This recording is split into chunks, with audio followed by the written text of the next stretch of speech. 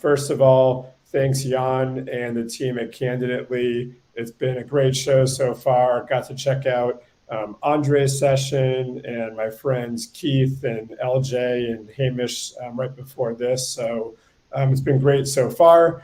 And I'm joined by my friend Heather Jennings here. And today, for the purposes of this section, we're going to be talking about how staffing and recruiting agencies can increase productivity and accelerate the connected recruiting lifecycle using AI. I'll talk more about that, what that means in just a moment. But before we get started, Heather, why don't you give a quick introduction to yourself, your background, and tell a little bit about what GQR does. Sure. Was that a little firework effect? I don't know what happened there, but I liked it. Yeah. I mean, hey, I'll take it. So my name is Heather Jennings. I've been with GQR Global Markets for the past 3.5 years. I've worked in staffing for almost 19. I've held various roles in recruitment, operations, marketing, production training, account management, sales.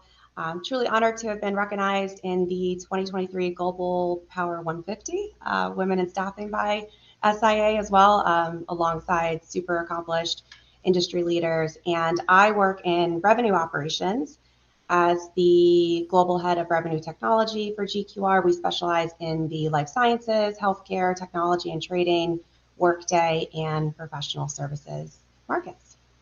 Awesome. And for those who don't know me, Matt Dichter, VP of Sales at Staffing Engine. I've been leading the sales org here at Staffing Engine the past 3 years. Prior to that, spent about 9 years at Bullhorn. So while I never sat on the staffing side, have over a decade in helping staffing agencies with staffing and recruiting technology. And it's been great getting to know Heather and the GQR team over the past couple of years. And just as house cleaning, I already see a lot of engagement in the chat. That's awesome. We will have a couple of poll questions that we'll ask you to engage with. If you do have questions, a lot of those tend to get lost in the chat. So please do use the Q&A. We'll reserve some time for the end of this to hopefully hit on any questions that come up. As a precursor to this, we were asked to talk about AI's impact on the connected recruiting lifecycle. And I'm sure a lot of the folks who are on this, especially if you're a Bullhorn customer or were on the early sessions, are familiar with the idea of the connected recruiting lifecycle. It all starts with agencies building a very strong brand to help attract talent, as well as give a very tailored applicant experience. From there, recruiting agencies use engagement tools and an omni-channel approach to engage talent in their database. That's changed a lot over the last decade. When I came into the staffing industry, it was a whole lot of phone and email. Those are still very important channels, but with millennials and Gen Zers entering the workforce, we've seen an explosion in the usage of things like text messaging, AI chatbots, which we'll talk about. So it's really become important for agencies to adopt an omni-channel approach to the engagement. From there, delivering, and Andre talked a lot about this morning, but delivering a highly personalized onboarding experience. GQR deals a lot with compliance on the healthcare side and getting folks ready for their first day of work. And then finally, after you've put someone on assignment, especially in contract recruiting and temp staffing, continuously building the relationship with folks on assignment in your database is very critical. For the purpose of today, we're going to be talking about how AI has an impact on all of those stages of the life cycle. And we're going to talk about some very targeted use cases that Heather and the team at GQR in particular have started to use as far as adopting AI within their recruiting agency. Before we get into the use cases, though, I wanted to share some interesting data from SIA that came out toward the end of last year. Heather and I were talking about this. There's definitely some interesting stats that jump out here. Heather, do you want to kind of quickly walk through what we're looking at here? Yeah, it's interesting, right? Because what you have here is so this is right from SIA, industry experts that are basically predicting over the next 3 years where AI is going to disrupt the industry, and they're defining that as basically 25% or more of current activities would be replaced by AI. So, you can see in like the candidate screening, skills assessment, matching, selection on the recruitment side, 91% of industry experts, foresee that disruption in the next 3 years. I kind of wonder, who are the 9% that don't think?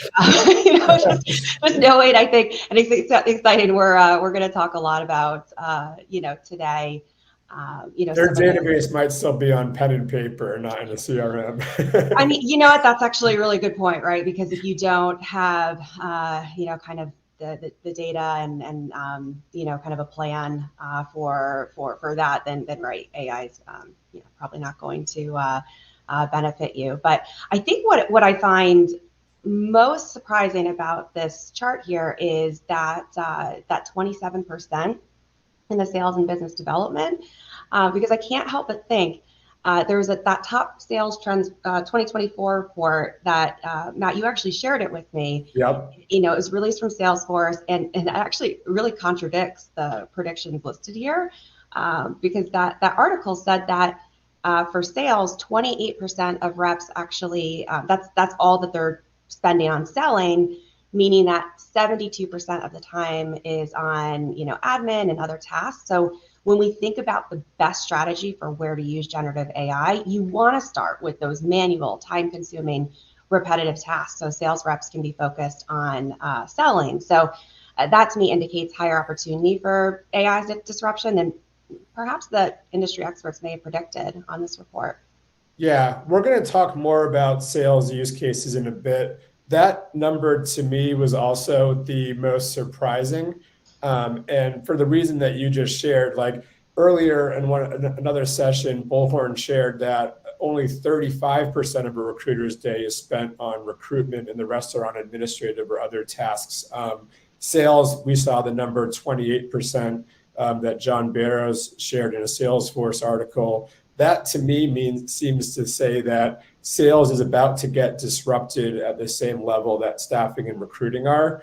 Especially when you look at, Staffing Hub put out an article at the halfway point of last year, and the data showed that the thing that recruiting agencies are struggling with the most right now, especially in professional recruiting, is getting job orders. And so I think you're about to see a lot of solutions that come out that are highly focused on applying AI to the sales and business development processes. And we'll talk a little bit more about that in a little bit.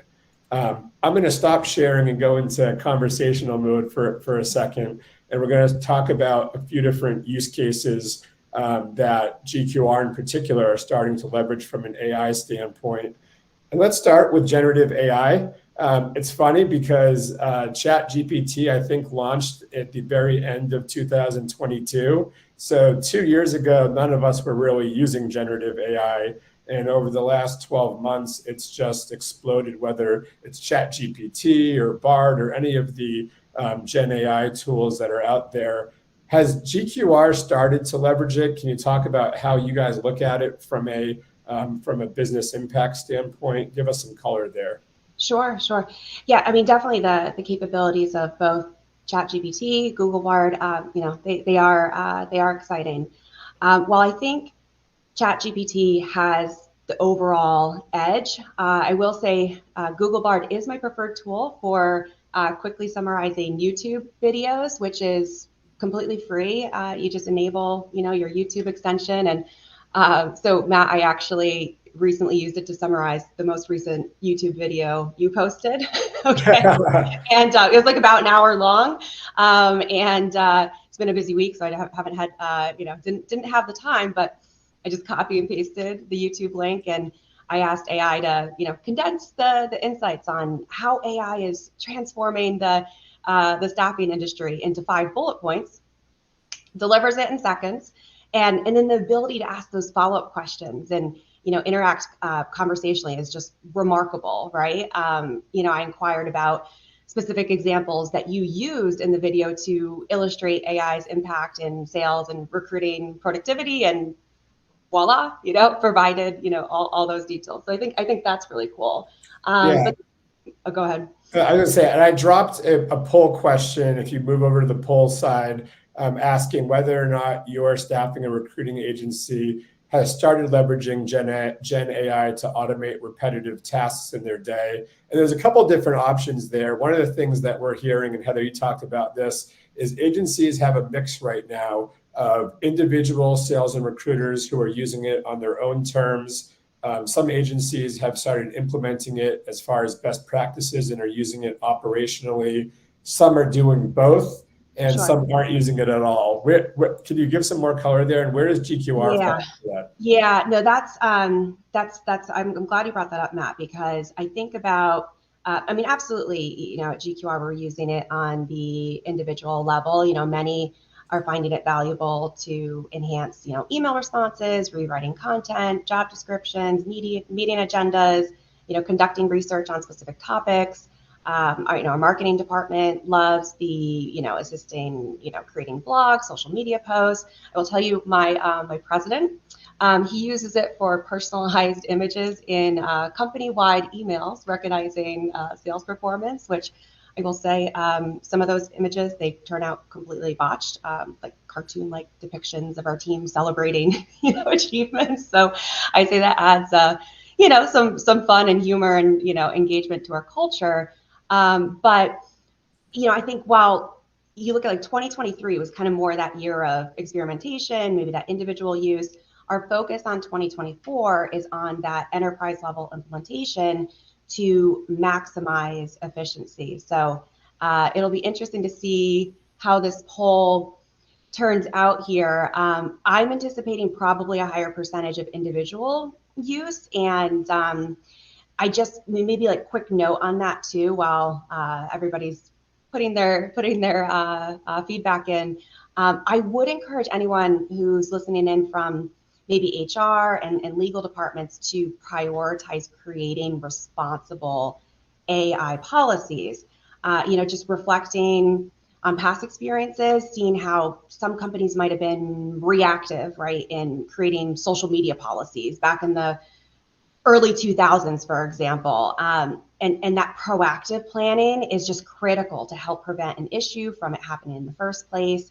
So definitely, consider establishing clear guidelines, conducting thorough trainings to align with, likely the high percentage of individuals using AI for business purposes. So, that well-defined process, it's going to contribute not only to ethical AI practices, but help mitigate potential legal concerns as well. Yeah, not a huge sample size, but we've got about 25, 30 votes in, I think, and it looks like it's all over the map. Some aren't, 22% aren't using it at all. A bunch have folks that are using it on their own but haven't standardized it. So that's expected. And when you see some of the results from earlier sessions today, it's really at the beginning stages right now. And I think staffing agencies are really trying to wrap their arms around how to tackle it. And privacy is a concern. What are some of the things from a risk standpoint that you guys consider? Yeah, I think that kind of going back to right, like the privacy concern, right, and the individual use. You have things like, copy paste, but then you could be pasting information accidentally, right? So again, our 2024 focus is really how do we go ahead and operationalize? How do we embed this within our organization? And happy to dive into that a little bit more. I think that'll provide some color on how that mitigates risk probably as we go through the different use cases. Yeah, and one of the things that we've started partnering on is our AI assistant. And for those who aren't aware of what that is, Staffing Engine basically built a solution that helps, from a directive standpoint, tell Bullhorn end users what they should be doing next in their day. But then to put a lot of power behind that, leverage a direct integration with OpenAI so that they can, knock out repetitive tasks that, think about a candidate submittal. They used to have to spend, upwards of 15, 20 minutes, maybe more if they were a junior recruiter, building those candidate presentations. Now you can point AI at a job record and a candidate record and instantly create a customized candidate write-up in a matter of seconds. Now we know that Chat GPT and generative AI aren't perfect yet, so you still need to spend some time tweaking them. But we found that there's incremental time savings, and there's going to be a whole lot of tasks like that that you can replicate and remove from the recruiter's day.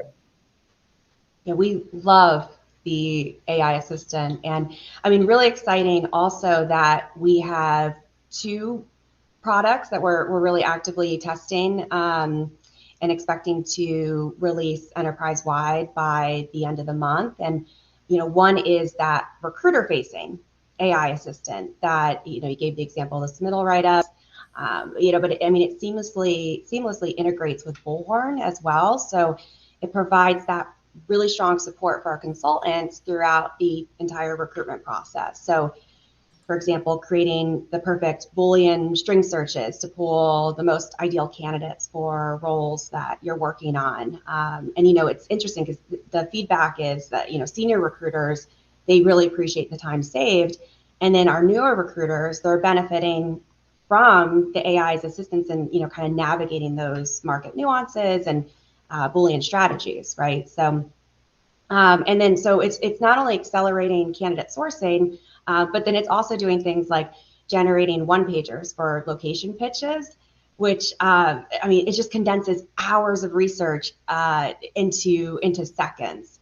And then again, you mentioned the submittal write-up, which is super helpful. And I love how it really creates unbiased write-ups too by comparing the resume against the internal job description and the objective approach where we train the A model to remove all gender pronouns, for example, and just help eliminate bias. And then the second product is the candidate-facing AI assistant. So embedded in our mobile app that we're building and dedicated to guiding candidates through the document collection process for submissions and onboarding. And we've already have existing functionality built in where candidates receive those real-time push notifications for newly available positions that align with their preferences. So we thought, hey, this is an ideal environment for candidates to receive additional support from AI, address frequently asked questions, help out during non-business hours, and even submit tickets. I love this, to integrate with our current operations workflow from a customer service standpoint, so we can monitor, like speed, maintain our customer SLAs is all integrated within. Yeah, and you just hit on a bunch that, when you think about applying Gen AI specifically in the lens of the connected recruiting lifecycle, you've got Attract, right? You can use generative AI to build job descriptions, LinkedIn social posts, that sort of thing. We talked about Engage, and you mentioned onboarding, and you can use it to craft emails that will then be used in redeployment campaigns. So really, generative AI is powerful throughout the entire life cycle. And I think as we start to see greater adoption of it across staffing and recruiting agencies, it's going to level the playing field. It's going to make your C players B players, your B players A players, and your A players who are embracing technology should in theory be more productive than they've ever been before. So it's super exciting. I love that you said the leveling the playing field, because it reminds me of, in staffing, I've been part of teams where we've taken like our top billers, for example, and provided them with a recruiting assistant, to help support, obviously, managing large books of business and able to, to continue to grow. But when you think about, again, leveling the playing field, well, it's equal access to like brand new recruiters. They can, help get, ramped up quicker, and and then it's operating, quite frankly, at a significantly increased pace and accuracy, and not needing to train like an actual recruiting assistance that you hire on how to execute the task. You know what I mean? So, yeah, no, I agree with you. Yeah, and the last point I'll hit on before we move on to another use case, when you going back to that first poll question, or the first data point around that only 26% see it disrupting the sales side of things, I would tell you that first of all, Butler Street has put out some great webinars around staffing agencies being able to utilize it on the sales side. And internally at Staffing Engine, we've started to do that too. So like when we hire new hires from outside the staffing and recruiting industry, and we're trying to train them up on staffing industry knowledge, GPT and BART are great resources to, put in a title, their industry, ask what sort of things are their biggest business priorities or biggest challenges, and really soak up information. You can also do really cool things like schedule role plays and actually role play within generative AI. A lot of people just think it's content creation, but it's a whole lot more. That way you don't have to wait till you're face to face with someone to have heard a question for the first time. It's really good at helping with role playing. I think there's just going to be so many sales use cases. We were on a customer roundtable and everyone was saying, our biggest pain point right now is getting job orders, and how can you help us there? So sure. Yeah, no, I mean, Pat, I agree with you. There's so much opportunity on the sales and business development side, and I'm watching, honestly, a lot of developments with AI tools. Actually, I think what they've done at Sybil AI is very interesting. Have you heard of that one? Yeah, you told me that that's the disc matching, right? No, that's another one. A lot of tools. No, so Sybil AI. So their co-founder was formerly a Silicon Valley professor, I believe, at Stanford, and he faced the many challenges of teaching over Zoom right when the pandemic hit, and to engage or enhance, I guess, the student engagement. They developed this custom solution using machine learning to not only analyze your verbal cues, your tone, but also nonverbal and body language. And I think about, right, like from a sales standpoint, gaining insights to that holistically, within client interactions, I mean, it's invaluable, right? And then having AI seamlessly, document and summarize all that information into your CRM, internal messaging platforms to, eliminate having to manually type everything out, to update your boss and other team members. Like, how much time is wasted in that even, right? It's just like, tell me what happened. But I think the biggest opportunity is, it creates recommended follow-ups and recognizes the biggest client pain points through that analysis to increase then the likelihood of winning the account. And, you think about, I don't know, like the big four consulting firms, like, 5 years ago, they used to come in and, we're going to do an analysis, across your sales organization, and, we're going to interview them. Some of your customers, we're going to articulate the pain points of the industry, what's working, why it's working, what's not working, what we think, needs to change. And like, Matt, that would have been a $500,000 contract to one of the big four, and now what, $89 a month subscription. So it's like that leveling the playing field also, right, at kind of like what you're saying, at the company level, regardless of your size. And traditionally it's like these type of in-depth analysis, like they were reserved, right, for large companies that had tons of resources. But now greater smaller access. companies, yeah, like you could take advantage, and then, I mean, large companies are benefiting too because they have an extra abundance of data to translate into really powerful insights. But again, not streamlining sales processes, but then enhancing marketing strategies. I think also then what that's going to do is more accuracy for forecasting in sales, yes, right? Again, because you're getting all the data, and and then I just I could go on and on, but I mean, reporting was up there on the SIA list, and I agree with you. Forecasting and reporting, as you can apply AI at greater amounts of data, it will become better at detecting what comes next. Hmm. Moving on from Gen AI for a moment, early on in our partnership, you brought us a challenge that we weren't planning on solving, but it's a great testimonial to how you can apply AI at challenges that you might not have thought it could do to solve. And GQR on the healthcare side in particular was struggling around a manual process around top of funnel lead distribution. Yeah. Can you talk a little bit about what you came to us with, what the process looked like, and then how we started to solve it? And I'm going to pull up some data points while you do that. Sure, sure. Yeah, our leads were centralized in a shared mailbox. Okay, so that required manual distribution on our part. So a process with massive inefficiency and scalability issues. So additionally, it was time consuming. It limited effective lead prioritization too, which really has that negative impact on sales productivity and revenue growth. So and of course, we faced the speed to market challenges, which really put us at a competitive disadvantage. Yeah, and just some color for on the healthcare side of things, companies like GQR typically refer to their candidates or providers as leads, but really this is a challenge on both the sales lead as well as the Mhm. applicant candidate lead.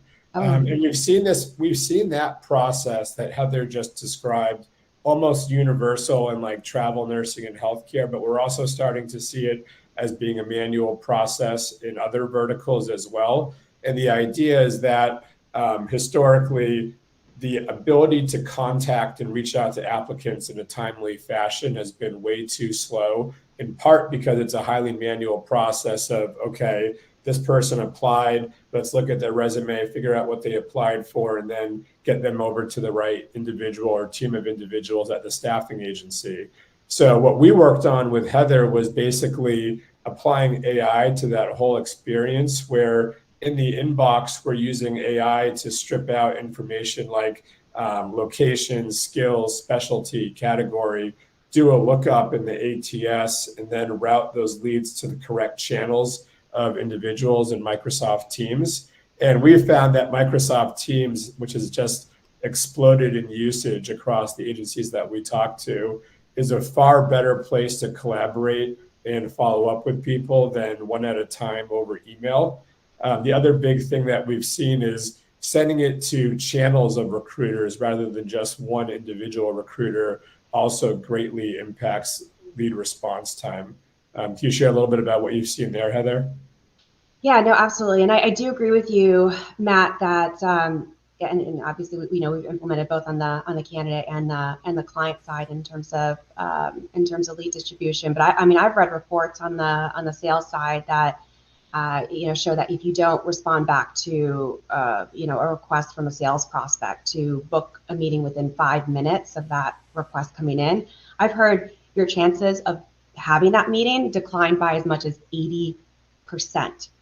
People just tend to associate or directly correlate credibility and trust with how fast you're able to to respond. But to your point, it's all embedded within Teams because that's the platform we use for our internal messaging. So it's super convenient for us. I had zero interest in going with a solution that required another login or another portal technology. Like it had to be built in to our current workflow. And so this way, when the notifications go off, the consultant can claim and contact the lead for immediate follow up. Yeah, and there was actually some more data for you all. And by the way, there's a poll question up if you guys want to take a look. And this one's a little bit more straightforward. For your recruitment agency, is the assignment and distribution of either candidate or client leads a manual process today? I would be interested in seeing the results there if you want to go in and vote on the poll. Staffing Hub put out some really interesting data last year. This supplements something I've known for a long time on the sales side of things.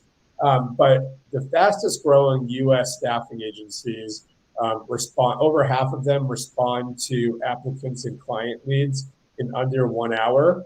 Um, by and large, most of the agencies that we talk to, they're not getting back to their applicants for several hours, sometimes over 24 hours.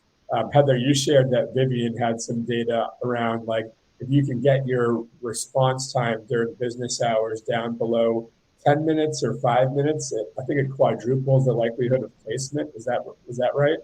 I think they said within 6 minutes it doubles your chances, but Gotcha. yeah, And, I've heard a couple different reports. and some agencies, especially larger ones, don't have the manpower to keep up with the lead flow or the client flow. It's a lot different if you're temp staffing or healthcare staffing than it is professional, where they don't get quite as many inbound. But even then, like if you have a client fill out a form on your website, you need to be getting back to those people really quickly. Like it's all about what Andre was saying in the first session this morning around delivering experiences to your customers and your talent. Like no one, the days of waiting around and waiting for someone to get back to you are long gone. Like AI and automation technology is going to be far better at helping recruiters and humans get in touch with those leads faster. Heather, how have you seen the lead distribution piece impact? I mean, I know you guys use several lead sources, but what does that look like? Sure. Yeah. I mean, it's really increased the placements and conversions from the lead sources that we have plugged into it. I mean, that includes our website, our mobile app, actually increased 4x. It was I mean, significantly. Job boards, even our internal leads that will be distributed from other departments.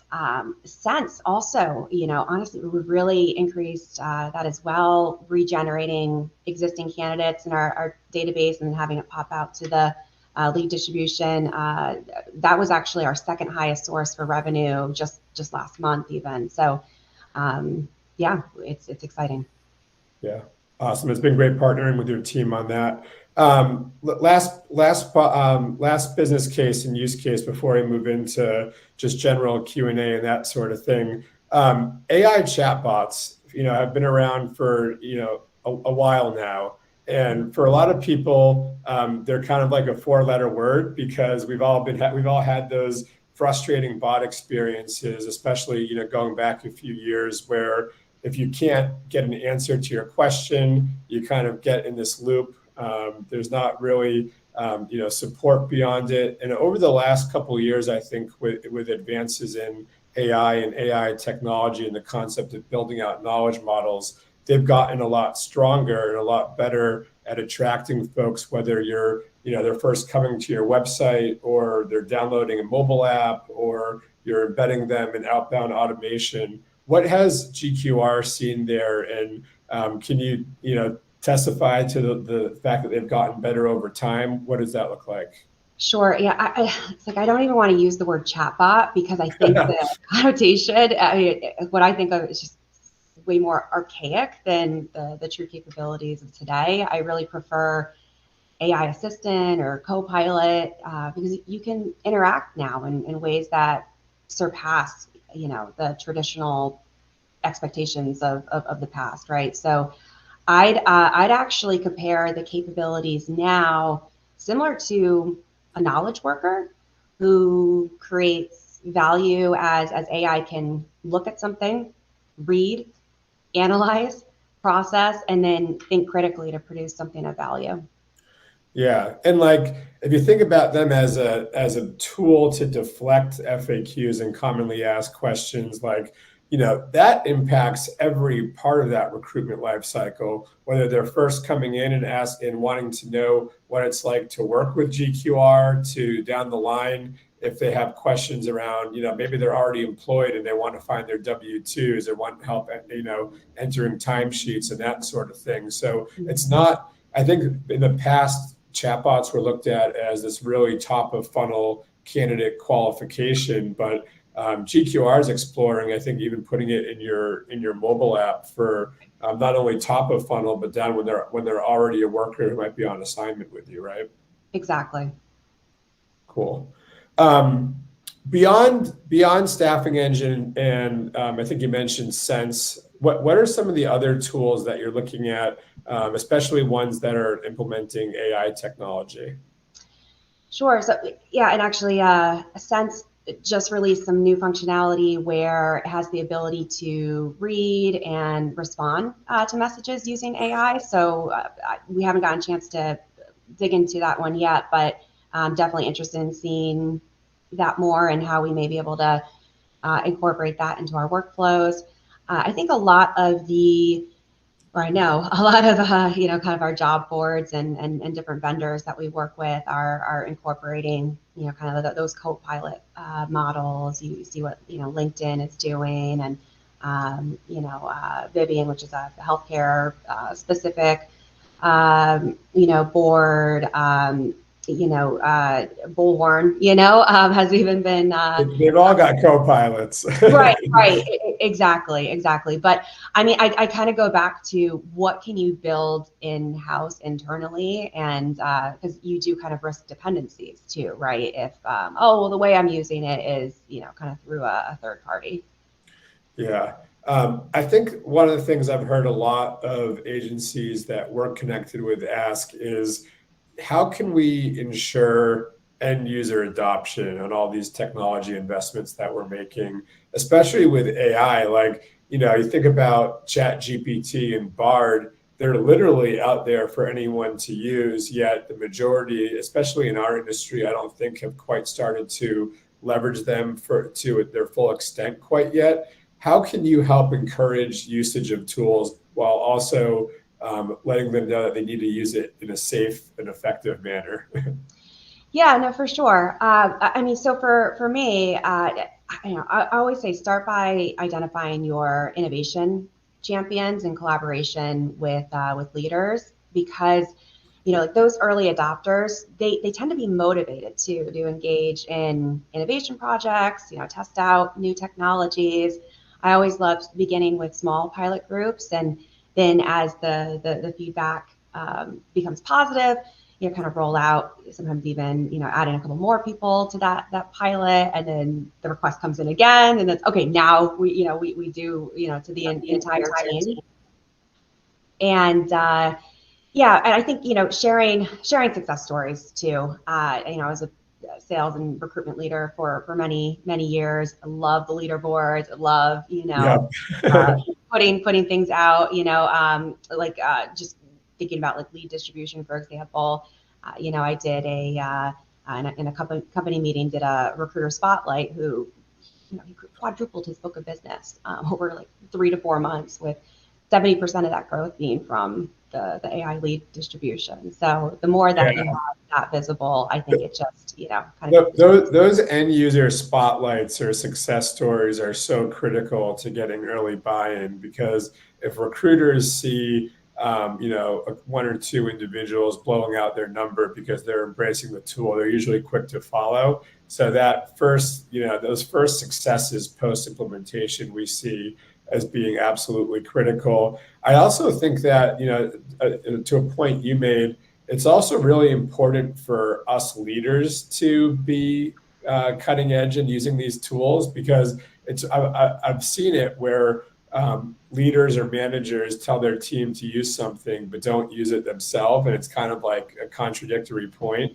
And I always like, it's a little different because I had sales up at a startup, so I still get involved in a lot of our deals and opportunities. But like, I try to be a trailblazer as far as like giving examples of what to do and what not to do, and different prompts and things like that you can use. And I think that if leaders want to get buy-in from their individual contributors, they have to be willing to get in there and learn the technology themselves. Mm-hmm. One thing we didn't hit on is the importance of clean data when implementing any sort of automation or AI strategy. We're thinking back to like the assistant example we gave earlier, where you compare a job record and a candidate record, but no data that exists on the record, it ain't going to generate anything. What are some of the things that you all are doing internally to ensure that you have data integrity and good data hygiene? Sure. So we're fortunate to have, one of the most incredible automation experts on the RevOps team, and I'd argue probably one of the most talented bullhorn administrators and system integration experts, that there is. Am I biased? Maybe, but what I would say, I don't know. I think about like the Steve Jobs quote. He said, like, it doesn't matter. It doesn't make sense to hire smart people and tell them what to do. We hire smart people so they can, tell us what to do. And I have the opportunity to work collaboratively every day with these people in my company to create that best possible structure, automations, field mappings, processes to ensure clean data, which is just such an important part of having success in AI. Awesome. I know that this is wrapping up and the next session start in 5. I guess I will wrap with one more question. I don't see any questions in the Q&A. If you have them, feel free to drop them there. What are the risks that an agency runs by waiting too long to implement AI and similar types of technologies? Mm-hmm. Yeah. So, I'm hearing a lot that generative AI is like the launch of the internet. But I'd caution against that because the early stages of the internet, I mean, companies probably had, call it 10 years, right? From, kind of the early 90s to get presence on the web. And with Gen AI, companies will not have that 10-year luxury now. Implementation, like that mindset would be fatal, honestly, to an organization. And, the other thing, like, I don't hear a lot of people talking about, but I think that late adopters may find it challenging also to attract top talent or satisfy client demands without advanced technology solutions. So that may be another reason, in addition to, I mean, you don't want to fall. There's competition not only with other agency competitors, but also even within your own team. If you've got a recruiter or sales rep who's, automating 50% of their manual tasks with AI, and someone else who's not automating at all, they might be the best recruiter in the world when they get someone on the phone, but they're not getting that same level of phone time or video time that someone else is. And that runs a risk to your internal population as well. Sure. Yeah. And loss of market share, competitive disadvantage. That is the reality. Cool. Well, I'm going to say thanks to everyone for coming in, engaging with the polls. I don't think we had any questions out there, but a lot of good interaction in the chat, and hopefully you enjoyed. Thanks, Heather. Great. Thank you.